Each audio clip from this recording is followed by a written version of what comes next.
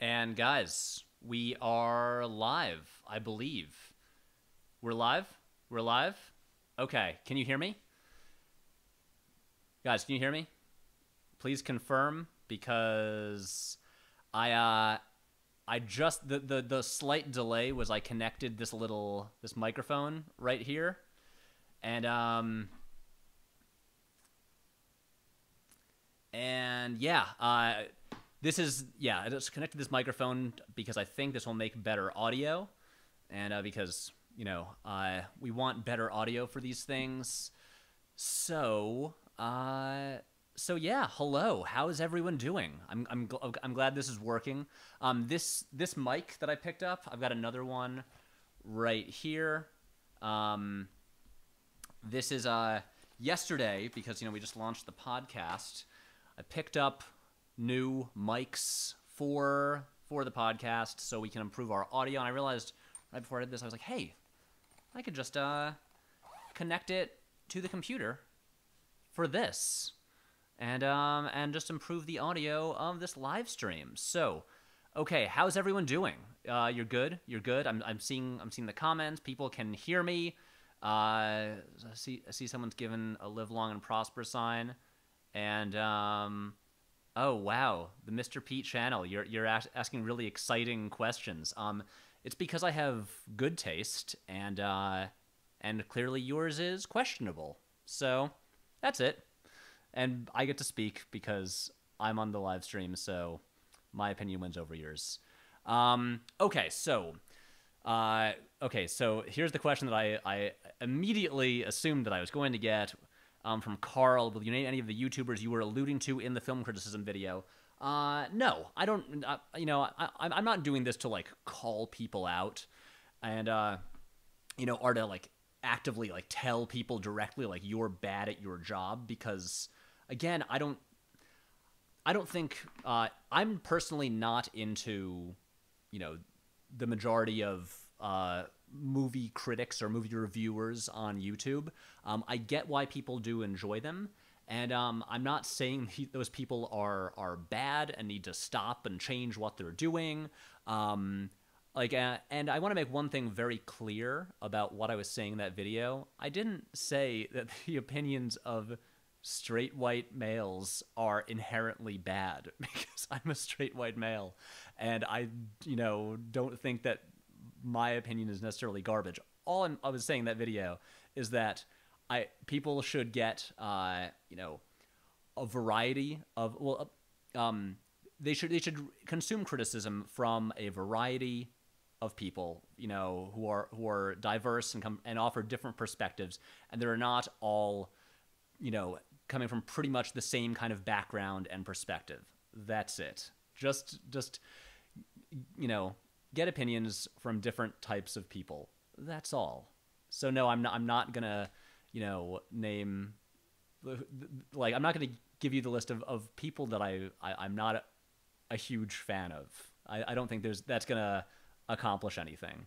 But I will tell you that I do think Cinema Sins is very bad.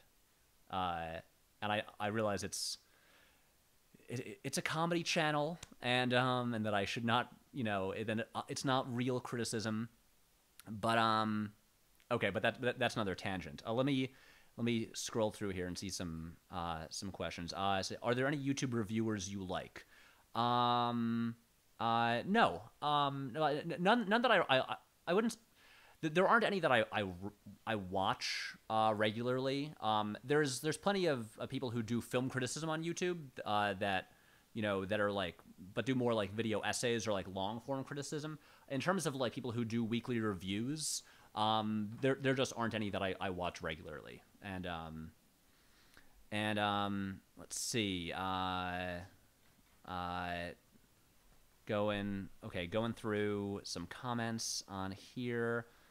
Do you think that the nuance and critical thinking that is embedded in print criticism can translate effectively to? Oh, okay.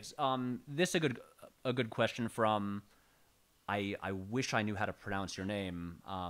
Is it Rohith? But do you think the nuance and critical thinking that is embedded in print criticism can translate effectively to video without turning into a video essay? Yes, I do. I do actually think you can you can do good like reviews, like straight up reviews, in video form. I mean, I think Bob Chipman does good stuff, and he pretty much does like he like writes regular reviews and then turns them into a voiceover and then edits clips to them. But I do think there is a difference between you know, traditional critics like straight up writing like a whole piece and articulating their argument clearly, as you have to do, you know, when you're actually like structuring an argument. There's a difference between that and what most YouTube critics do, where they just kind of talk, you know, like off the top of their head about their thoughts on it. And yeah, I think you know, to get the depth of the criticism that traditional print critics give, but doing it in video form, I just, you know, I do think it would like a great start. It would just be to fully script the videos and structure the argument like ahead of time, and then I mean honestly, like even like my video, the one on film criticism, with that one I you know, I just wrote a full script and then did it on video. Like that wasn't me talking off the top of my head. So I think that's a helpful start. And yes, I think there can be quality, in-depth video reviews of movies, and I hope to see people do it. Okay. Sorry, I'm trying to catch up. I'm talking like too long for these. I'm giving like long answers. Okay, trying to catch up to these. Do you think that from Netflix Bargain Bin, do you think the shallow reviews you talked about in film criticism video are this generation's one paragraph reviews in the newspaper of old? Actually, that's a really good analogy. Yeah, those actually, you know, those little kind of like capsule reviews, the one paragraph reviews, yeah, that would be in newspapers. I think those are closer to like what I think the YouTube ones give. So yeah, that's well put.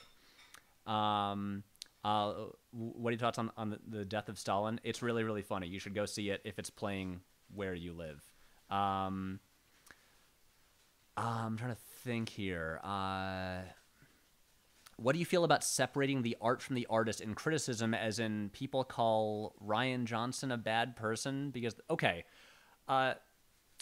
separating the art from the artist is a whole other discussion, and it's weird that people would bring Rian Johnson into that when he seems to be a lovely human being.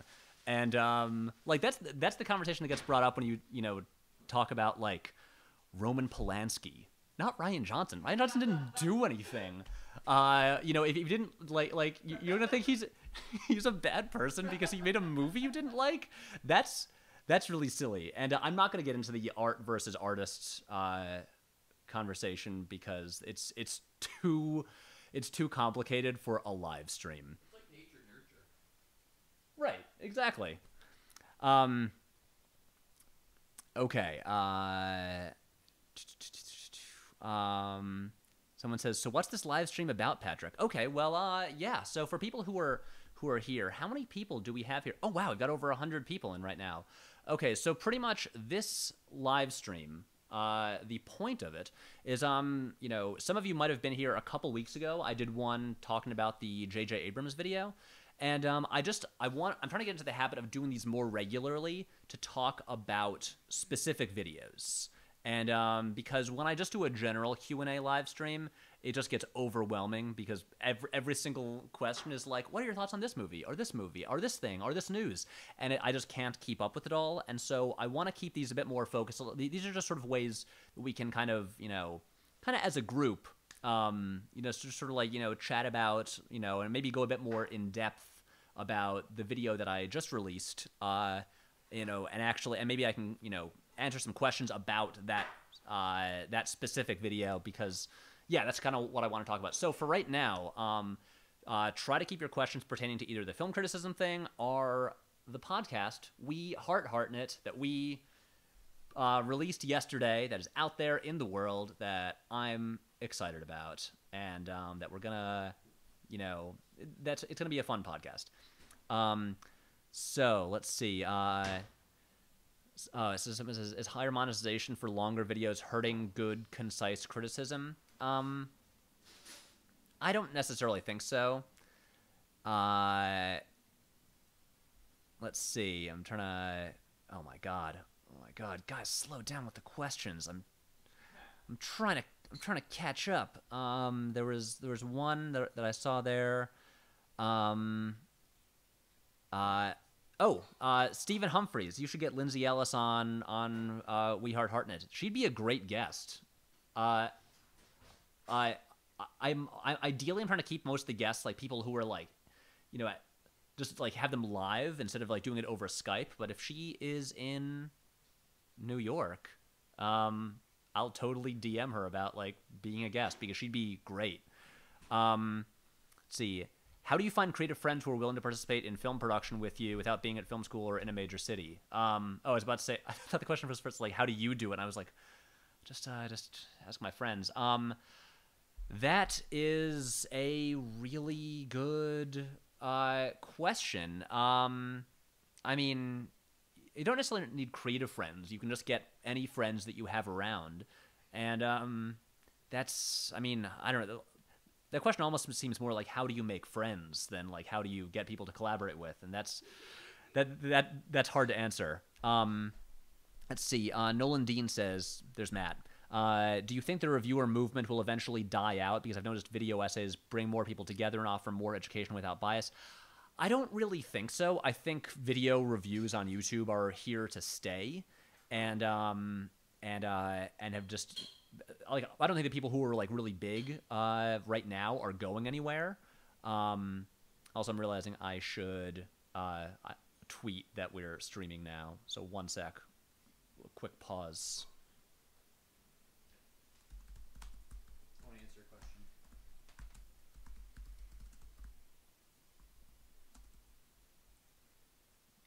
question. Oh shit, wrong. I tweeted the wrong link. Oh wait, I know what to do. I know how to make this happen. Matt's here, just hanging out. Okay, I'm gonna quote tweet my previous tweet. Nice. This is cool, right, guys? Yeah. Live tweeting. Nothing quite like watching someone tweet this is what live over the internet. Live tweeting is. It's tweeting on a live stream. I know. Okay, someone says, Josh Hartnett. Yes. Our answer to that is yes. Yes. Josh Hartnett.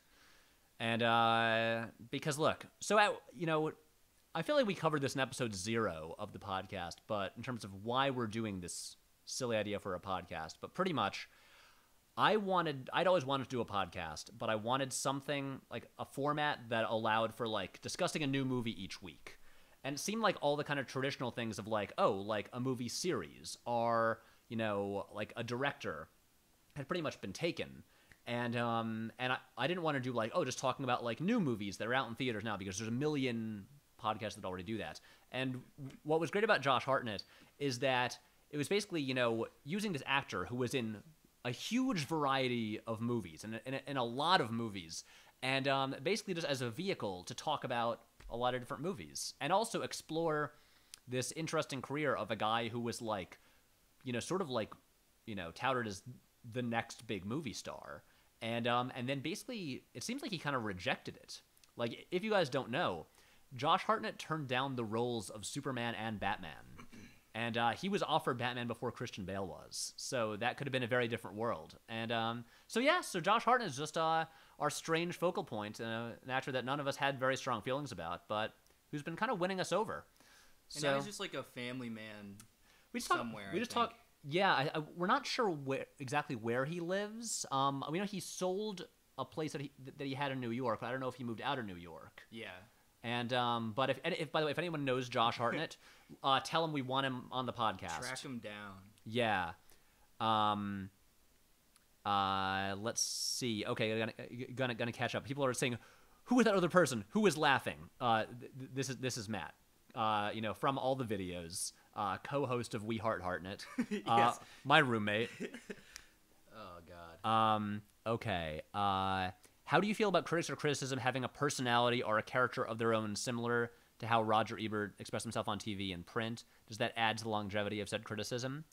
I don't think there's anything really wrong with that, unless they were to like let their persona like take over and get in the way of what they're saying. I do think it is actually, my stance on this stuff is, since film criticism is, discussions of art, and art is all subjective, and total objectivity is impossible because everyone brings, like all of their own baggage and like prior history to a movie. For me, it's helpful to have a sense of who a person is reviewing something, because you just, you get a greater sense of like, what their opinion was of that director's earlier films, or this could be a very long thing, but what I think one of the things that was good about Ebert is that you always had a clear sense of what his expectations were going into something, and who he was as a person, and what he would bring into each review. And personally, I think that's useful, because when people clamor about like, no, I just want like, an objective review from a robot that will tell me if a thing is good or bad, that's impossible, and it's not going to be interesting or helpful. Do you like film podcasts where it's critics shooting the shit? Yeah, I mean, those are. I mean, like, look, like one of my favorite podcasts is You Talkin' You Two to Me, which has now transformed into Are You Talkin' REM Re Me, which is purportedly a music podcast that spends at least the first hour discussing anything but music. So yes, I do enjoy, people just shooting the shit. So what films should we be checking out first for the Hartnett podcast? Honestly, we're just going in his filmography in order. And I should make one thing very clear. To get his accurate filmography, at least the correct order, go to Wikipedia, not IMDb, because Wikipedia will get the actual release dates. Like IMDb says that lists the Faculty before Halloween H2O, when actually the Faculty came out like 4 months later. So yeah, we're just going in order. So next week's is The Faculty, and after that, it's The Virgin Suicides, Sofia Coppola's first movie. And so it's one a week. If you want to follow along, we'll be announcing the next episode at the end of each episode, and we'll be follow Hartnett on Twitter. We'll be we'll like post trailers for like the next movie that we'll be talking about. So yeah, and I will say some are worth watching. Like The Faculty, actually, like spoilers for the episode, but it's still pretty fun. But then other things like, don't watch Here on Earth. Don't put yourself through that. But anyway, We Heart Hartnett. It's gonna be a fun time, and let me try to catch up with some of these. Someone says David Spain says watch The Whole Plate. Everyone should watch The Whole Plate. Lindsay Ellis' series on Transformers. It's really, really great. Okay. Hey, curious about your history in film education / career work. So film education. My degree in college, or from college, is in cinema studies, which, as much as like I was more interested in film production in college, most of what my school offered was a lot of, classes about film theory, like, studying, analyzing movies. It was like an English program, except instead of reading books, you'd watch movies, and then you'd read like, about film history and like older film criticism and stuff like that. And so I did that, and then I would also do stuff like that on my own, just like obsessively read about and then analyze movies. And then I just made stuff on my own for years. That's pretty much what I did. Okay. Let's see. Trying to catch up here. Oh, are you going to touch on Hartnett's role in Penny Dreadful? I've gotten this question a lot. Yes, we are definitely going to talk about Penny Dreadful, because it's honestly, it's the most widely seen thing that he's done recently. He's pretty much done like exclusively little indie movies for the past decade. And one of the things that fascinates me about his career is that he starred on a premium cable show, like co-starring with like Ava Green and Timothy Dalton, from creator John Logan, the guy who wrote like Gladiator. And that usually being on a show like that gives someone like a career bump. Like they finish the show and then they start appearing in big movies, and Hartnett hasn't done that yet. And so I'm not sure how much of Penny Dreadful we'll watch. I've only seen, I think I watched the first 2 episodes when it first premiered, and so I don't know. I don't think we can watch all 3 seasons, but we'll figure out how much of it is reasonable for us to cover. But we'll definitely be covering that. Oh, someone says put slow mode on. Is that a thing I can do for this? Is there a... Oh, I can put slow mode on. Thank you. Okay, that helps. Okay. Any thoughts on Mark Kermode? Not really. Just because so many people, like I know, like friends of mine in the UK who are into movies, love Mark Kermode, who seems to be like pretty much the premier British movie critic, and people who I trust swear by him. He got brought up so much as one of people's favorite critics, and it's just a matter of I didn't grow up in the UK, and I am not as well versed in his stuff, and his stuff seems to be more like appearing on the radio, and doing criticism that way, and just being in America and not listening to like BBC radio, I just wasn't really exposed to him. So I hear very good things, and the little bits of his stuff that I've heard or seen seem pretty solid. But yeah, I'm just not as familiar with what he says. Someone says, when can we watch Apartment Hunting? When we finish shooting it. We kind of had to delay it because of the winter, and then one of our actors in the movie got cast in a movie. He's like co-starring in our good buddy Scott from many videos is like currently acting in a movie shooting upstate with like Vera Farmiga and Jamie Bell and and Mike Coulter and yeah, and so that's kind of, so he's tied up with that for like until sometime in April. So when he's done with the shoot, then we can get him back and finish shooting the movie. And so that's the delay on Apartment Hunting.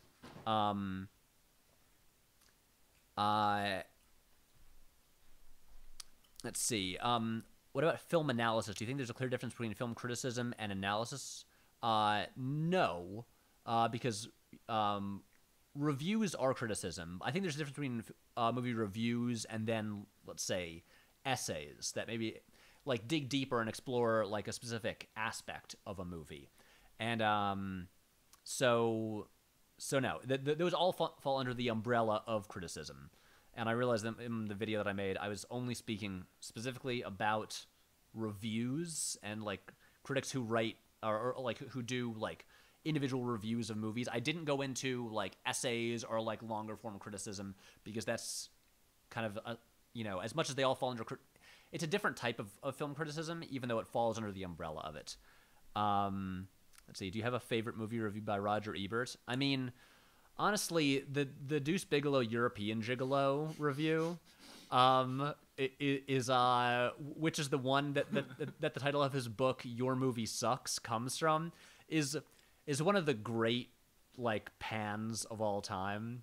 It's trust me, just search Roger Ebert Deuce Bigalow and European Gigolo, not Male Gigolo. The sequel. We're talking the sequel. Male Gigolo is pretty funny. I've never seen either one.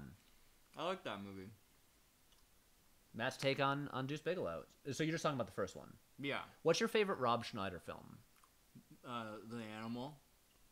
Is that where he co-stars with Rachel McAdams? Mm-hmm. See, I don't think I've ever seen a Rob Schneider solo film. There was a TV show called Manimal. Oh yeah, I'm like aware. I mean, they just stole the concept of Manimal. Well, I guess there's Animal Man too.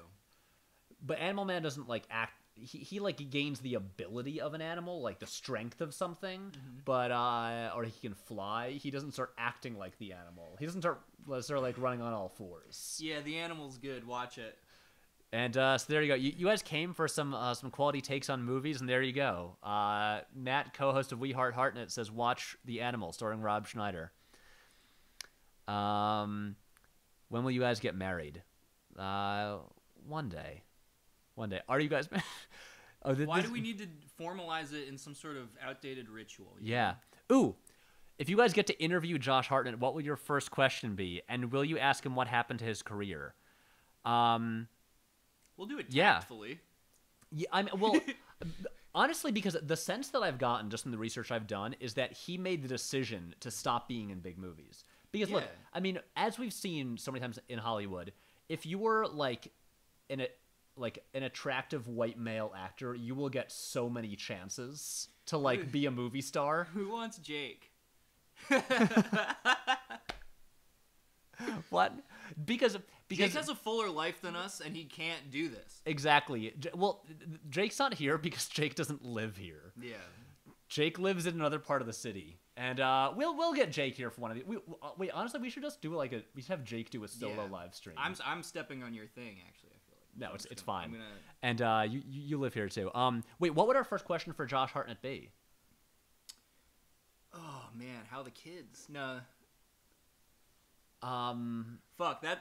We can't be like this if we meet him. So, well, no, it's funny. I was walking back from dropping off my laundry today, and the thought occurred to me. I was like, if we did get Josh Hartnett on the podcast, well, how would I want to approach that?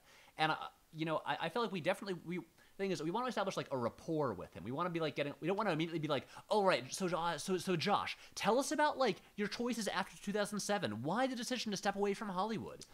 I mean, we want, it's going to be a long discussion, so we don't need to jump into like the hottest questions immediately. The haircut. The haircut? When did he do the haircut? The iconic haircut where the back's a little ruffled and the front is a fringe. There is that. And honestly, actually, if we wanted to get real hot with Josh, we could ask him about the Weinsteins, because they basically began his career. I mean, he mysteriously drops out of Hollywood,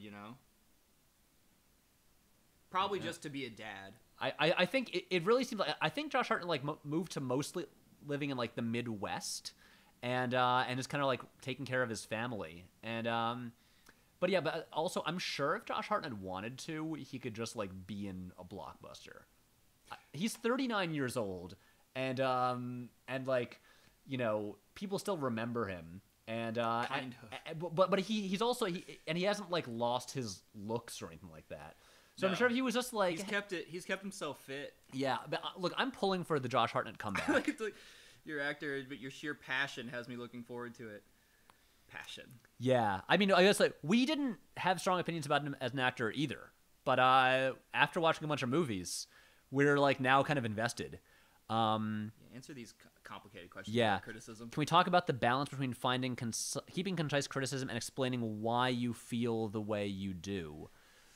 Yeah. I mean, honestly, just read the reviews by the critics that I recommended at the end of the video, and I think you'll see that they do a good job of that. Let's see. Toby Jones needs to be the Hartnett sequel. Guys, we've had a lot of very good suggestions for follow-up podcasts to We Heart Hartnett, because if you haven't heard, what we're doing with that is we're going to basically, when we finish Josh Hartnett's filmography, we're going to relaunch the podcast with a new name focusing on a new actor. And we've already, like, between the three of us, we discussed some options ahead of time. In the past day on Twitter, people have given us a lot of good suggestions, as well as some pun-filled titles. And so there's options. And but we have certain criteria that we care about, like ideally people who haven't done a ton of TV, because when people are just like in a million random episodes of shows, it gets a bit tougher to like figure out how to cover it all. And what we also like about Hartnett is he's a guy who was like who kind of like was a movie star for a bit and could have potentially become a huge movie star and then didn't really. And so we're interested in that kind of, well, what you get from that is that, you know, if you look at their career and it's like Hollywood was like, okay, this guy could be really big. Let's just put him in a ton of different things and see like what clicks with people. And we like that bizarre variety. Okay, I'm catching up here. Any advice for studying filmmakers or actually making films in the Brooklyn, New York area? Actually, yeah. I mean, as someone who lives in the Brooklyn, New York area, use the locations here as much as you can, because there's so much production value just from filming in New York City. Or leave.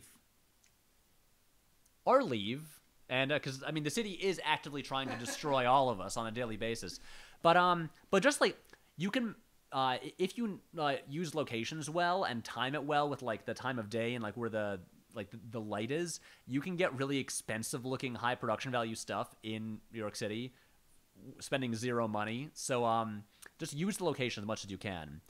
Someone says, okay, that's not true. That someone said Josh Hartnett turned down the role of Harry Potter, and then I realized they were joking. I want a slow hip hop beat to start playing every time Patrick answers this question. Me too. Thank you Saber Drummer 12SH for your compliment about the Churches poster. And you know what the problem with that poster is? It's it's a UK size, because in the UK they make their posters different dimensions than they do in America. So to get a frame for it, I had to order a frame from England that shipped over here and cost way too much money, because that was the only way to get a frame that like fit the size of the poster. So it's my only problem with it. Let's see. Would you say it's more important for film criticism to be constructive to the filmmakers or informative for the audience? Definitely for the audience. It's the reviews should not be just like if the filmmakers want feedback about what they've done, they can get feedback from other people. The purpose of film criticism is interpreting the movie for readers, for an audience. That the filmmaker themselves, honestly, the filmmaker, if they're being healthy, they should probably just not read the reviews, which is a thing that I wonder about. If assuming I at some point in the nearest future, you got to like make a movie and release it, and will I have the self-control to like stay away from like reviews from it? Because oh my god, that seems like an agonizing process. But that's a different conversation. Let's see. Do you think the YouTube film criticism analysis will eventually replace the written professional jobs / careers that are around now? No. Because I think there will always be, like, for instance, like some version of the New York Times, whether that will all change or not. But I think there will always be some demand for, criticism or reviews from people who are actually, like from major publications who are well versed in the topic and also like can speak intelligently about it. So no, I don't think that it will, that the YouTube version of like the guy sitting in front of like a shelf of Blu-rays talking about what he thought of a movie will ever fully replace the traditional review. Let's see. Okay. I'm gonna try to go more quickly and catch up on some of these things, because where sorry okay, important question. Come clean, does the H stand for Hartnett?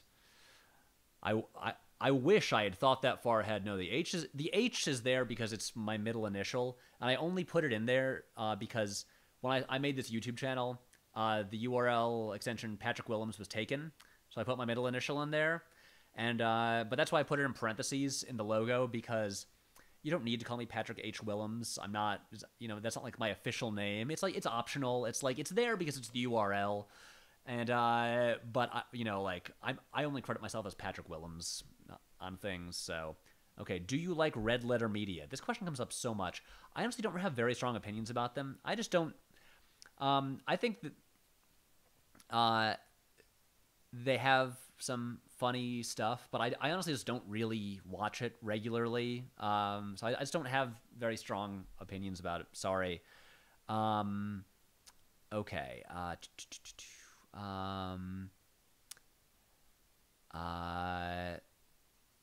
Let's see. Trying to catch up on these. Okay. I'm glad you guys are looking forward to the faculty episode. Yeah. Here for like 10 minutes before I leave. But you're putting your boots on? Yeah, I'm going. Okay. But I want to. Yeah. Ooh, someone brings up Demolition Man. I've never seen Demolition Man. What about it? I don't know. It's just it came up here somewhere. Oh wait, down for. Yeah, but then someone says, I mean, if you don't like Demolition Man, I don't know what to say, but Demolition Man is hilarious. I don't know what people want to, if they have a further point they want to make. Thanks, dude. Oh, view on Wes Anderson. Good, bad. I mean, look, we're the people that made What If Wes Anderson directed X-Men. Like, I love Wes Anderson. And Rushmore is like probably one of my 10 favorite films of all time. I appreciate the dollhouse aesthetic every now and again, but sometimes it does feel a little bit like through his own neuroticism, he's throttling the life out of his movies. Fair. Occasionally, I feel that way. But I also would argue that Grand Budapest Hotel, which is his most dollhouse-like movie, is also like a contender for his best movie, because I think that's sort of like the ultimate statement that he'd been building to, because that's basically a movie all about why precious little worlds should be preserved and have value. Yeah. And so yeah, I mean, I always get when people aren't into Wes Anderson, Lucky Number 11 or Black Hawk Down. But I am a fan. Lucky Number 11's not that. We know that so many people have been like, oh my god, I'm like subscribing for the Lucky Number 11 episode, and I'm just like, I think you guys might be mad at us because I don't think we're huge fans of that movie. Deuce Bigelow, Male Gigolo, yes, it's funny. Yeah, Black Hawk Down I haven't seen in years, but I recall enjoying, and for me at least, like almost always, especially if he's doing like war stuff or like action stuff, like I love just looking at Ridley Scott's craft, because like even if it's like a bad script and the movie doesn't work, the craft is unparalleled, and there's stuff to like enjoy in the movie. And also what's funny about Black Hawk Down is there's so many people in it who are like now famous who weren't at the time, and so there's just like this sea of like movie stars in just interchangeable roles. When did The Thin Red Line come out? 98. When did Black Hawk Down? 2001. 2001, yeah. Could be. I don't know. I'm trying to make a link between like a sort of cavalcade of stars cast in a big war movie. Actually, that's a really good comparison, and it's funny. Like Saving Private Ryan has a bit of that. Just people who become more famous in little roles, but the Thin Red Line has the funniest version of it. Just because it's like, hey, there's Adrian Brody not speaking because his entire part got cut out of that movie. Yeah. And seriously, you should do an In Defense of Deuce Bigelow. I know, David. Wait, how about Matt? You wanna write a script? You wanna like take the lead on a video essay and just write and I'll produce it. I'll do like all the visuals and I'll edit it. But you write a script for the big in-depth defense of Deuce Bigelow, Male Gigolo, and we can make it. If you're serious, I will. Yeah, we can start a series called like Matt's Corner or Matt's Take. Yeah, that's what everyone's clamoring for. Exactly. And what is your opinion on Terrence Malick? Oh boy, Terrence Malick. I love some Terrence Malick movies, and I haven't seen a movie he's made since The Tree of Life. Yeah. And I'm I keep meaning to catch up on his more recent movies. Like Something about To the Wonder looked insufferable to me, and I couldn't go see it. That looked like it looked like the least interesting movie that he'd made, and it came so soon after Tree of Life. Yeah. That was immediately. I mean, that was like the turning point entirely. That was when everyone was like, "Oh my God, Terrence Malick's back making a new movie." Now it's like, "Oh wait, no, Terry, go away for like 10 years at least." Yeah, the mystique of the absent author is always powerful. Yeah, he was like Pynchon or something before. But it's also weird because he got taken for granted so quickly. Literally, he went from like the Tree of Life, which was universally loved pretty much, and like hailed as like this like this huge artistic work, and then his next movie instantly people just were tired of him. They're just like, oh, you're still doing that? You're still doing that thing where people have like their breathy voiceovers and they twirl outside while the camera spins around them. And but I mean, like, look, the thing is, I'm glad that he's doing his thing and he seems to be having fun with it. And one of these days, I'm going to catch up on like Knight of Cups. Yeah, maybe that one looked better. I don't know. And I think it's funny how he just gets a bunch of giant movie stars and just like, go walk around there, and I'll make up a movie around you, and we'll have Emmanuel Lubezki shoot it all. So okay, let's see. Lo-fi hip hop, chill beats to study to, bro. Oh, your favorite video is one where you read a screenplay in a weekend? Oh, Jake and I are working on the second draft of it. We just met up and had a productive meeting the other day, and you should do James Hong. Is cool. Wait, Nay. Is that you, Renee? Is that who you are? Nay. It must be, right? Who's that? A friend, family friend. Okay. Sorry. Night shit. Of Comes. Now that's what I'm talking about. That's the kind of jokes. Most anticipated movie of 2018. How about you? Fuck, I don't know. I can never remember what's coming out. Patsy's the one with the real, like, keeps abreast of this stuff. And I'm just excited for Mission Impossible Fallout. That's all I can think of. There's like a folklore movie called November. I forget what it is. I think it's I think it's Czech or something. It looks wild. It's called November. I'm sorry that I can't remember, but that's what's coming to me. I think it comes out this year. Or it might just get an American release this year. Yeah. But look that up. And sorry that I can, like, this is the kind of thing where I always have to, like, scroll through, like, IMDb to be like, what is coming out later this year? What is it? I just saw the trailer come out yesterday. Oh, it's, like, Under the Silver Lake. It's the sort of, like, kind of looks like a wacky neo-noir from, the dude who made It Follows. And, that looks like it could be a lot of fun. Do you think part of a critic's job is to tell readers whether or not they should see a given film? Like, is a critic supposed to be a consumer reporter? In a way, I mean, I think there was the quote that I put in the criticism video, because in terms of like a straight up review, yeah, the critic should give you an idea of like of whether they think it's worth seeing or not. But at the same time, you should usually be able to tell from their perspective, in my opinion. Like I've read negative reviews for movies where, based on their description and analysis of it, I could tell, oh, I'll probably like that, just by like what they've said about it and their sort of insight about it. So yeah, I mean, if it's a review, yes, they should tell you whether they think people should see it or not. But I do think a good review should offer a bit more insight just about the film itself and some analysis of it. Oh, Unsane! I've been looking forward to that one. That technically opens like tonight. Tonight? Yeah. Oh. It's the Soderbergh movie that she shot on iPhones. Yeah, I want secretly. To see Unsane. Yeah, and I might catch that this weekend. And I hear it's good, and stressful. I mean, but I'm here for like every Soderbergh movie. Sorry, I'm trying to figure out what this shit's called. Here's an important question: how do you survive in Brooklyn on just YouTube money? Stressfully, because I'm always afraid it will go away. And I'm a wage slave. And until our podcast blows up. Yeah.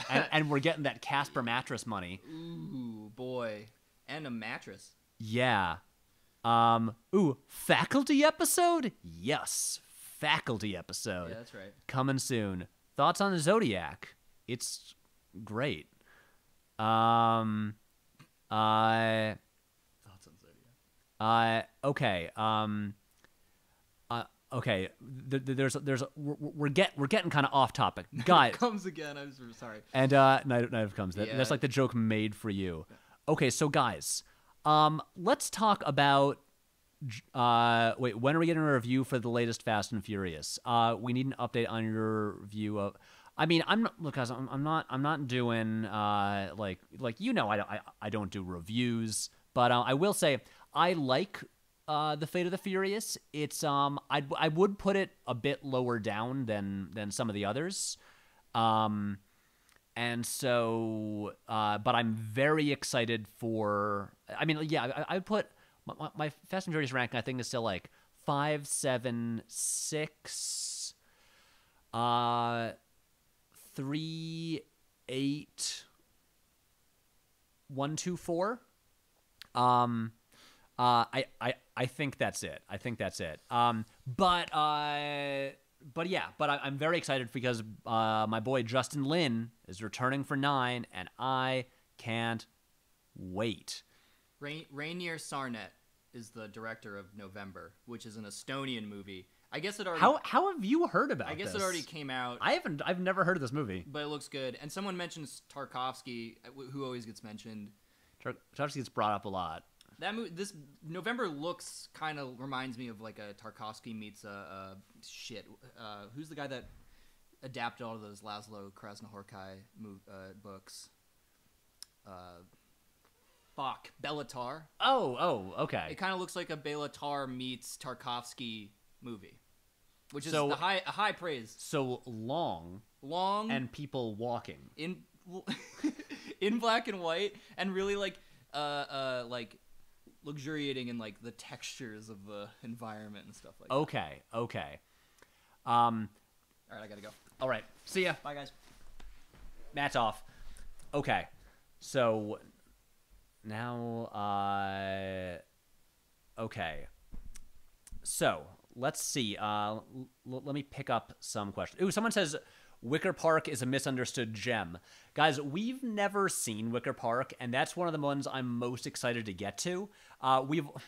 The guests that we've lined up for that, most of our guests are people who like that we know who sort of like work in and in like media to some extent, and are like people who like that we collaborate with all the time. Our guest for Wicker Park is just a friend of ours who has like no like public persona or does not work in media at all, but he just is our friend who just talks about Wicker Park to us and has for years. He just brings it up constantly, and as soon as we mentioned the podcast, he threatened to choke Jake if Jake didn't let him on the Wicker Park episode. No, wait, sorry. He told me that he would choke Jake if I didn't let him on the episode.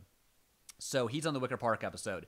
So I'm excited because it's going to be the three of us who are going into the movie blind and then a diehard Wicker Park fan. So I am curious to check. Literally all I know about Wicker Park is that Josh Hartnett's in it, that Paul McGuigan directed it, and that it ends with The Scientist by Coldplay. That's it. So, let's see. I'm trying to catch up here. Best film book. That's tough. That's really tough. Oh, hey guys, totally unrelated, but I hope this isn't freaking you out, but I got new glasses. See? If you follow me on Twitter, you might have noticed that my previous pair, the one from all the videos, broke last week. And I just picked up my new ones today, so I hope you're not too freaked out by the fact that it makes the appearance of my face change slightly because they're larger frames. I'm digging them so far. So yeah, just wanted to let you know, just ease you in that there's gonna be a slight difference in videos going forward, and that the glasses will be different. All right, wow, we're just seeing Attack of the Clones is a misunderstood gem. Vincent Gallo, Deadpool 2. I'll see Deadpool 2. I think the first one is fine. It's a friend of mine, I think, really accurately described Deadpool as the coolest movie ever for a 13-year-old to sneak into, which I think sums it up pretty well. For me, like my interest in it is mainly sort of like as a fan of the X-Men comics. That weirdly, it's like a better adaptation than of like the X-Men stuff than like any of the X-Men movies is. So watching like the trailer for Deadpool 2, I also just like David Leitch from from John Wick, and while I have like kind of mixed feelings on Atomic Blonde as an action director, he's like one of the best. And so I'm going and looking at it mostly for his action direction, and then also like the minor X-Men characters and the X-Force characters, and being like, oh my god, look at those X uniforms, they look great. They look really cool. So like but then the actual like Deadpool humor stuff, I could take or leave, but I'll see it. Okay, are you excited for Ready Player One? I was actively dreading it for a long time. I mean, I know that this is like a really big question. Okay, so I'm not a fan of Ready Player One, the book. I think like the premise of it is cool, and just like the general world of it, I think it's a good idea, and I think like structurally, I think it has like a pretty solid structure. But I kept thinking that the book was building up to the main idea that there's more to life than living in nostalgia, and then in the end, spoilers. It turns out like knowing the most trivia is like it was what makes you the most important person, and is what makes you win in the end. And I thought that was like deeply unsatisfying and so empty, and it just made me more annoyed at the things that had bothered me throughout the book. And so I was but like Spielberg is my guy. I think Spielberg is the greatest, like pretty much the greatest filmmaker in the world. And when he signed on to do this, I was baffled. I was like, why would you like created so much of the pop culture that this book is obsessed with? Like, why would you bother doing this? But then thankfully, so I was dreading. I knew I would see it, but I was not looking forward to it at all. And then hey, everyone dunk on boyfriend material, because honestly, like, my teeth are fine. Like, it's like the weirdest thing for people to talk about in the comments. Boyfriend material, you suck. Just unsubscribe. Anyway, but also Spielberg is slipping. No, that's nonsense. Spielberg is doing like the Post. The Post is so good. Anyway, but so I was dreading Ready Player One until I saw the reviews from South by Southwest from a lot of critics whose opinions I trust, and I'm still not really excited about it. But I'm like, I think like if it seems like it'll be an improvement on the book, and I'm sort of I'm curious about it now. I'm like mildly looking forward to it. I also think it's cool that Lena Waithe is in it, and in like one of the major roles, and she seems to have good taste in what she does. So yeah. Okay, the Mr. P channel, third favorite experimental movie. Let's go with Koyaanisqatsi. I like Koyaanisqatsi a lot. Also like the best soundtrack ever. Okay, trying to catch up here a lot. Going back to favorite French New Wave film. I think Band of Outsiders by Godard. I don't like Breathless as much as I feel like I should. I think I get it. I get Breathless, but I think Band of Outsiders or Band de Part is way cooler. Let's see. Have you ever read the '94 J.J. Abrams screenplay for Speed Racer? No, I've always been curious about it. But I've never actually looked it up.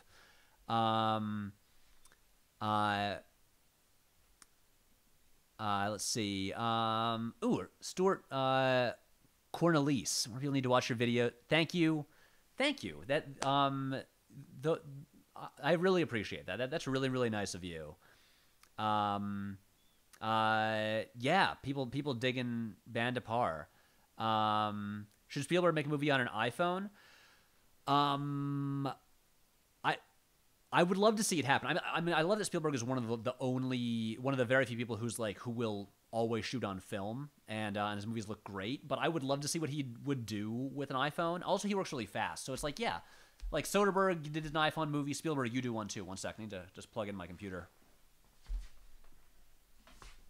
because I saw the question. Are you optimistic regarding Indiana Jones 5? It looks like we're doing Spielberg questions. I actually like mildly am because of everything I've heard about Kingdom of the Crystal of the Crystal Skull. It's that most of the decisions made on that, like the ones that we don't like, were Lucas's, and Spielberg pretty much made the movie because like George really wanted to, and he was like, "Sure, George, you're my friend. I'll do you a solid." And as much like George Lucas, I think, in general, had a great impact on cinema, but I do think that I'm looking forward to an Indiana Jones movie where Spielberg is like the driving force behind it, and Lucas doesn't have as much control. That's kind of my feelings on that. Let's see. Have you thought about how you would make a Superman movie? Yes. Yeah, I have. No, I don't think about it too much because I don't think it's going to happen anytime soon. But yeah, I do. I've thought about it before. Favorite Francois Truffaut movie? I think Day for Night. I dig that one a lot. What are your thoughts on Kung Fu Hustle? It's a masterpiece. I'm a bit more of a Shaolin Soccer fan as far as Stephen Chow movies go. If you haven't seen Shaolin Soccer, it is nuts. You've got to see it. But Kung Fu Hustle is great. Do you think Tangerine could be looked back on or looked at now as the future of cinema? Potentially. There's a quote. Someone told me. Someone who like works in the industry who told me about that. Sean Baker said that basically, iPhones are pretty much no different than the best digital cameras, and if he's not going to use, and it's like he's either going to use an iPhone or shoot on film. And then if you look at the Florida Project, he shot it on film. And so I do think Tangerine is an interesting point that it's like, yeah, if you're going to, especially in like the film digital conversation, that, I mean, that, yeah, like you might as well just use an iPhone because it can still, if you're going to go digital, go all the way digital. So yeah. Ooh, what do you think of Michael Haneke? I honestly haven't seen enough of his movies. And I it's like a big gap I need to fill in. What's your favorite Scorsese film? I feel like it's such a lazy answer to say Goodfellas, but I will say After Hours and The King of Comedy are up there. Those ones are really great and underseen.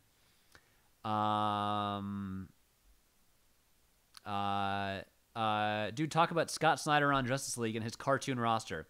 I'm stoked. The new Justice League series looks great. I'm excited for my boy Scott, who also is like such a nice guy. I should just mention he's actually by the way, if you haven't seen it, go back like a couple of years. But Scott Snyder has like a tiny role in one of the videos. We got him to do a cameo. Great guy. But I think his Justice League looks great. I love his lineup. I like that he's got Hawkgirl in there. The artists Jim Cheung and Jorge Menez on I think look that's like such a cool art team, and Scott in like big bonkers superhero mode. I'm always on board for, so I'm looking forward to it. And if you're a person who like wants to get into comics more and like get into like current comics, check out the new Justice League series when it comes out. I think in like a few months, because that seems like a good jumping on point. Let's see. What about Legion season 2? I'm excited for it. I think I like Legion a lot. I think season 2 looks really cool.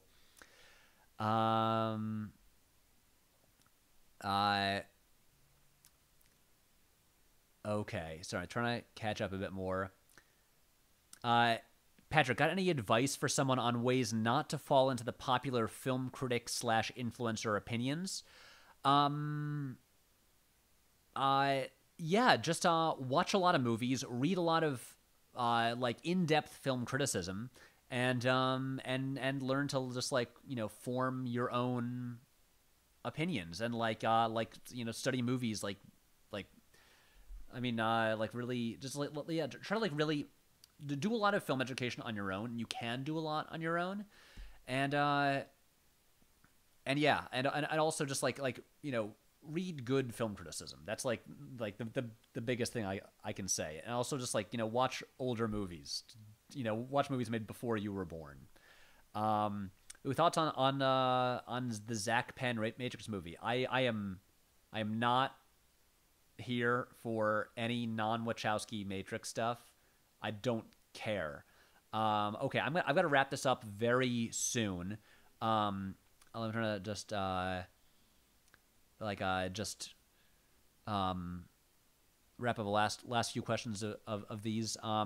What's your opinion on Nostalgia Critic? I don't really have one. Bob Chipman, I think he does good stuff. Have you heard of Ralph the Movie Maker? I've heard of him. Will you do a video defending Alien 3? No. I think Alien 3 is an interesting failure. I think there's stuff in it that I like about it. But I don't think it really works overall. And it's not even that the whole like killing like Newt and Hicks thing. I just don't think the movie really works. What do you think of The Shape of Water winning Best Picture? I don't really care about the Oscars, but I do think it's kind of nice that like a genre movie got a bunch of awards. Did you watch Steve Yedlin's demo regarding film and digital? I did, and I did think it was very interesting. But yeah, that's like a very deep conversation for another time. What video was Scott Snyder in? Okay. What? Oh my God, what was it called? It was a 2-part video. It was a 2-part House of Cards parody where Matt and I took over DC Comics. I usually am really good with the titles of our videos, and oh my God, I'm actually scrolling back through like old videos to give you the exact title of this thing. What was that video called? Was it in 2015? I think it might have been 2015, which was, yeah, I remember I was at C2E2, and okay.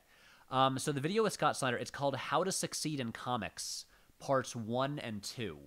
And he's in Part 2. It's worth watching Part 1 as well. And but yeah, that was one of our like sort of deep like deep inside baseball like comic book industry things. And at C2E2, Scott and I have been talking about doing a video together for a while, and then things worked out finally, and yeah, we got him in there, and he was really funny. Okay, do you like American Vampire? Yes. Alien 3 over Aliens? No. Patrick, does it feel weird to you that you and Logan Paul are technically in the same business? Yeah. That's weird. Wow. How do we get that guy to just go away? Thoughts on YouTube culture in general? It's so. I mean, honestly, talking about YouTube is like talking about TV, because like TV has like The Americans on it, which is like a brilliant drama, or like The Leftovers or something like that. And then TV also has, like the lowest of reality TV. So yeah, so I mean, like YouTube is honestly like its own medium, and so it's all weird. It's like you wouldn't talk about like David Chase as being in the same business as like, I feel like there's something worse than like Kardashians, but I don't know, like whatever the shittiest daytime reality show is, but technically they are. Anyway, YouTube is weird. Have you read the Mortal Kombat X comics run? I have not. Jeff Lemire. I just today read the first issue of Gideon Falls, Jeff Lemire's new Image series. I really dug it. I like Jeff Lemire a lot. And also one time I met him, and he told me that he liked the my Terrence Malick's Point Break video, and it blew my mind because that was not a popular video. So I was like, Jeff Lemire, I love you forever. It's getting dark in your room. That's because the sun is setting outside. Well, it has set outside. Which film are you most excited to talk about on We Heart Hartnett? I'm actually most excited for the. We're coming up to Pearl Harbor, which I've never seen, and I'm fascinated by Michael Bay. I actually kind of I'm sort of a Michael Bay defender, and even though I know Pearl Harbor is probably not gonna be good, it's one of the only Michael Bay movies I haven't seen, and I have a theory about that movie being like a huge turning point in his filmography and just in his work in general, and I'm dying to see if it lives up to that. Also, even if the movie's shitty, which there's a good chance it will be, it's gonna look great because it's like, like it's Michael Bay, and like if nothing else, he can make good images. Let's see. Stuart, I missed the first part of this stream. Will you be leaving the full video up after you're done? I'll leave it up for about until tomorrow, so you can catch up on it. But I'm gonna make it unlisted. Thoughts on Sense8? I've only seen a little bit of it, and I'm actually pretty soon planning on just like going through and watching it all because it's the only Wachowski thing I haven't seen entirely. Best film score of the decade. What decade are we in now? Let's Daniel Pemberton's Steve Jobs score. I would put up there. The Cloud Atlas score, and the Attack the Block score are some of my faves. Oh my God, this is. Will you make a video defending The Last Jedi? I don't know. It's There's enough people who have already done that, and I think it's a great movie that will that history will be very kind to, and so I don't think honestly I'm tired of talking about Star Wars just because the conversation has gotten so annoying. Garth Ennis Punisher, yes or hell yes? Hell yes, especially the Punisher Max run. Honestly, my favorite Garth Ennis thing in years though. Fury Max, Garth Ennis's 13-issue Nick Fury series drawn by Goran Parlov. Incredible. Good film learning resources online is Masterclass. Honestly, I haven't used Masterclass or Lynda at all. I think Lynda is more for like practical learning, like how to use like software or cameras and stuff like that. Honestly, read good. Okay, well, actually, if you want to learn about filmmaking itself, read like one sec. Is it over here?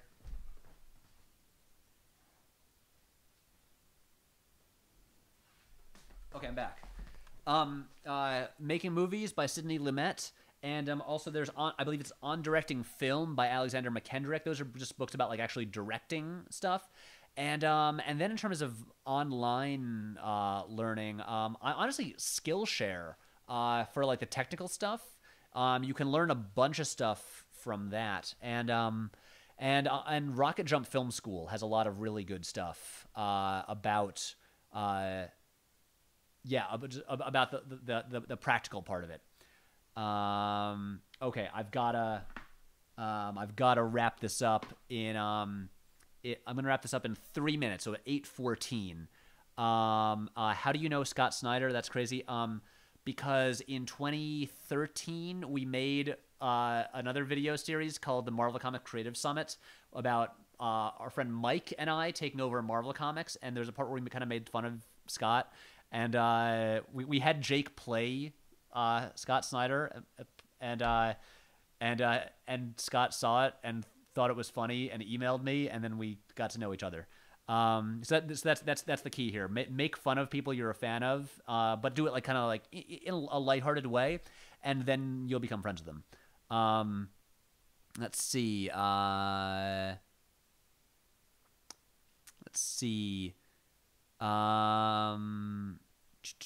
trying to. Have you seen any of the new Tick show on Amazon? I saw the first half of season 1, and I thought it was good. I should catch up on the second part of it. Fury Max, my dude. Oh, Fury Max is so good. I actually got it from my dad for his birthday a couple years ago, and he liked it. And he doesn't even really read comics. Favorite Stanley Kubrick movie? I think it's 2001. Blue Flame Special. It's coming back. There's gonna do an episode on car chases. Is the next one, and just like specifically about how how like effective car chases work.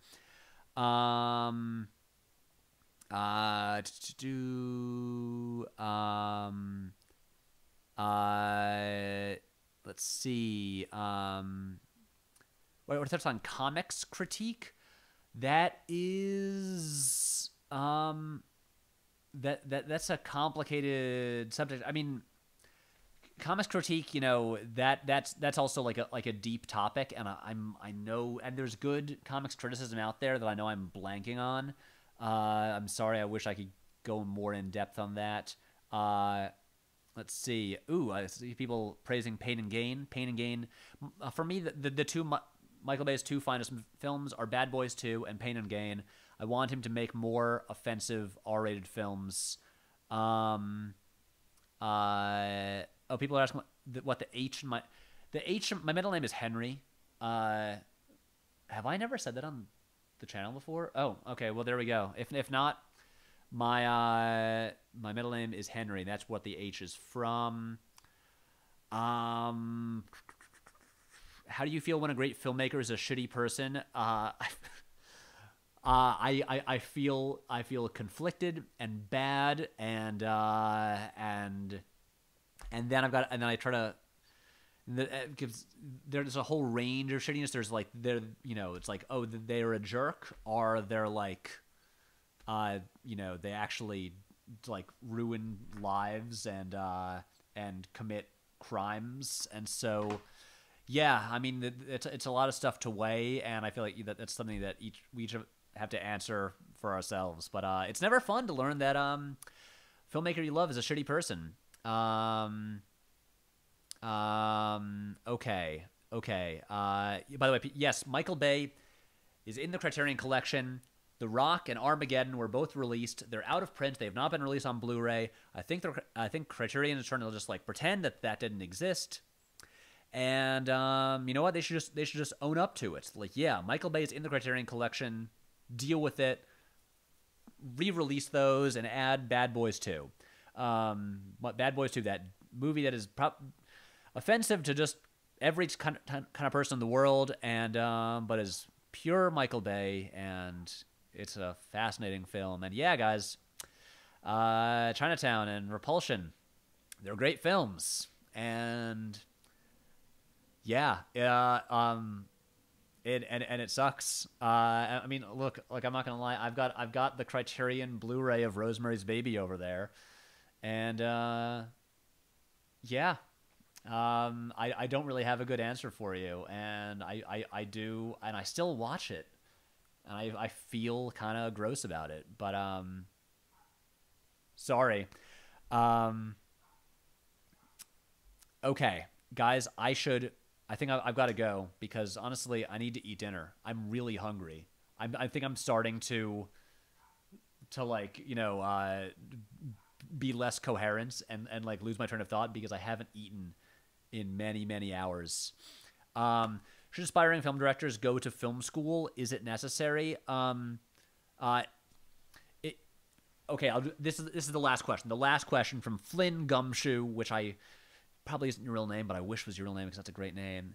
Should aspiring directors go to film school? I think film school, also every film school is different. So it really depends. But film schools can provide resources with which to make movies, and although now you can get a lot of stuff like cheap on your own, because stuff doesn't cost as much as it used to, but you can get higher end stuff that you couldn't use on your own. And also there's the connections and like like relationships with like collaborators that you can make, and so those are both important things. And but maybe you can just if you could, but if you already have people that you work with and like collaborators, and you already have equipment good enough to be making stuff actively, maybe you don't need it, and it would be a waste of money. And honestly, it's weird. Like for me, like studying film in college, I didn't the movie that I made there. I was not especially proud of, and the practical actually production stuff that I learned was not really useful. But the film theory, the stuff that I learned in the like cinema studies classes, just about the medium and studying the medium and how film works, and like being forced to watch a lot of movies that I wouldn't have seen otherwise. That was for me the most beneficial part, and that actually helped my filmmaking. So, it's a question that you'll have to answer for yourself. But that's what I think that's what I think are the useful things about film school, and but not everyone. It's not for everyone. So. Okay, that's it, guys. I've got to call this a day. This has been fun. You asked a bunch of great questions. Go subscribe to We Heart Hartnett. Rate, review, subscribe. That would be really cool of you. And we've got good episodes coming up. We've got our audio quality is gonna make a big. It's gonna have a big improvement starting with episode 5.